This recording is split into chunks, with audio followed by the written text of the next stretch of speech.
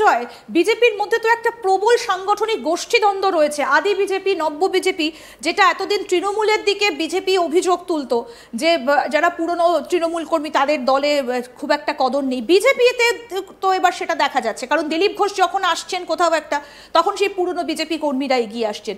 শুভেন্দু অধিকারীকে বলা হচ্ছে নব্য বিজেপি।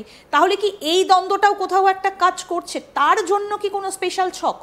না না, অবশ্যই এটা এই ধরনের একটা, এটা তো বলাই যায় যে যেহেতু এই দল যখন সাজাতে হয় তখন বিভিন্ন ধরনের একটা সমস্যা দেখা যায়। এবং যে কথাটা বললে এটা একদম অত্যন্ত তাৎপর্যপূর্ণ।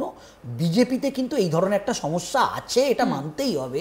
কিন্তু এই সমস্ত সমস্যাকে কিন্তু মেটানোর একটা কিন্তু নির্দেশ দেয়া হচ্ছে অমিত শাহের পক্ষ থেকে। এবং আমরা জানতে পারছি যেটা, যে 2026-এর যে বিধানসভা নির্বাচনে মানে শুভেন্দু অধিকারীকে কেন্দ্রীয় স্বরাষ্ট্রমন্ত্রী অত্যন্ত গুরুত্ব দিচ্ছে, কারণ ঘুঁটিটা তাকে সাজানোর একটা কিন্তু মানে কেন্দ্রীয় স্বরাষ্ট্রমন্ত্রী যেটা বক্তব্য, যে রাষ্ট্রীয় স্বয়ংসেবক সংঘ তারা বিভিন্নভাবে বিজেপির কেন্দ্রীয় নেতৃত্বকে বিভিন্ন প্রস্তাব দিচ্ছে, যে যেটা ইতিমধ্যেই রাষ্ট্রীয় স্বয়ংসেবক সংঘের পক্ষ থেকে বলা হয়েছে যে 2021-এর যে বিধানসভা নির্বাচন হয়েছিল সেখানে দল বদলু দেখা যাচ্ছে তৃণমূল কংগ্রেসের অনেক মানুষকে প্রার্থী করেছিল বিজেপি, কিন্তু বিজেপি সেটা মুখ থুবড়ে পড়েছিল।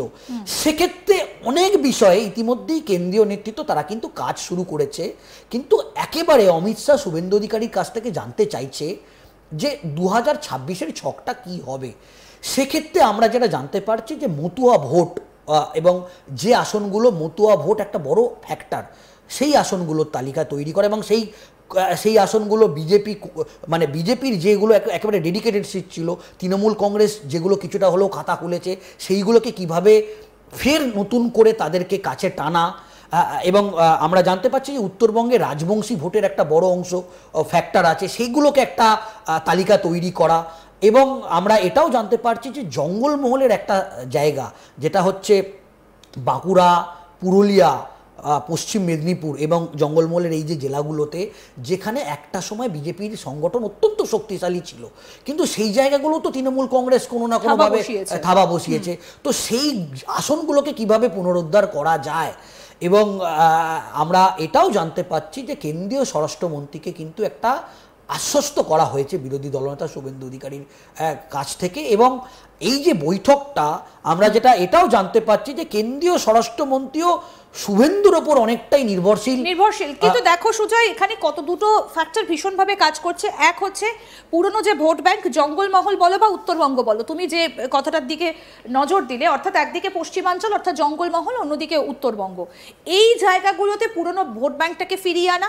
এবং এই যে গোষ্ঠীদ্বন্দ্ব মাথাচাড়া দিয়েছে, কারণ আমরা দিলীপ ঘোষকে বলতে শুনেছিলাম লোকসভা ভোটে হারের পর যে একটা সাবোতাজের কথা দিলীপ ঘোষ মুখে এনেছিলেন। আবার অন্যদিকে তার যে আসন অর্থাৎ খড়গপুর অর্থাৎ পশ্চিম মেদিনীপুর, তার একটা ভোট ব্যাংক রয়েছে। শুভেন্দু অধিকারীরও আবার মেদিনীপুরের, বিশেষ করে পূর্ব মেদিনীপুরের দিকটা, সেখানে তার একটা মহল রয়েছে। সুতরাং এই দুই নেতার মধ্যে যদি একটা টাসেল হয়, তাহলে তো আখেরে বিজেপি ভুগবে। সেই জায়গা থেকে বেরিয়ে আসার কোনো রকম কোনো বার্তা কি দিলেন অমিত শাহ? দেখো, এটা একেবারেই তাই, পার্টির এই বঙ্গ বিজেপির অন্দরে কান পা দিলে এরকম একটা সমস্যা থেকে যাচ্ছিল। কিন্তু আমরা এখন যেটা দেখতে পারছি যে দিলীপ ঘোষকে সেইভাবে দল কাজে লাগাচ্ছে না। এখন রাষ্ট্রীয় স্বয়ংসেবক সংঘের পক্ষ থেকেও এই বিষয়টা স্পষ্ট করা হয়নি যে যেহেতু দিলীপ ঘোষ কে কি তাহলে আরএসএসে ফের ফিরিয়ে নেওয়া হবে, বা আরএসএস দিলীপ ঘোষকে কি প্যারালালি অন্য কোথাও কাজে লাগাবে, সেটা স্পষ্ট করা হয়নি।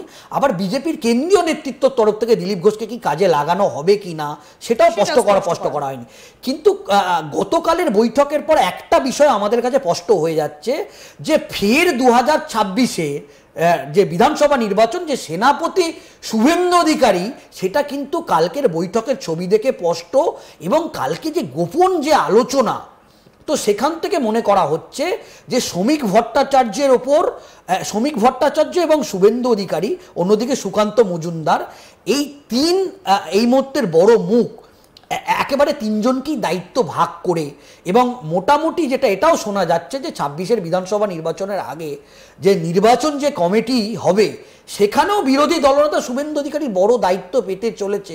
সেক্ষেত্রে ফের যদি তাকে দায়িত্ব দেয় এবং তার নেতৃত্বে যে লড়াইটা, সেক্ষেত্রে এখন শ্রমিক ভট্টাচার্যের সঙ্গে তার তালমিলটা, আমি এই শ্রমিক ভট্টাচার্যের সঙ্গে তালমিলটাও একটু জানতে চাইবো। শ্রমিক ভট্টাচার্য যবে থেকে রাজ্য বিজেপির সভাপতি হয়েছেন, তিনি তবে থেকে কিন্তু সকলকে নিয়ে চলার একটা বার্তা দিচ্ছেন। আবার শুভেন্দু অধিকারীর মুখে শুধু হিন্দু হিন্দু হিন্দু, এই তালমিলটা হবে কি করে? দেখো, ইতিমধ্যেই পার্টি কিন্তু একটা গাইডলাইন বলা যেতে পারে এবং রাষ্ট্রীয় স্বয়ংসেবক সংঘের তরফ থেকে বেশ কিছু বিষয়ে স্পষ্ট করা হয়েছে, মানে বেশ কিছু বিষয়। সেক্ষেত্রে শুভেন্দু অধিকারীর কি দায়িত্ব, সেটা শুভেন্দু অধিকারী সেইভাবে কাজ করছে এবং শ্রমিক ভট্টাচার্য স্পেসিফিক কি কি বিষয়ে কাজ করবে সেটাও শ্রমিক ভট্টাচার্যকে কিন্তু কেন্দ্রীয় নেতৃত্বের তরফ থেকে বার্তা দেওয়া হয়েছে।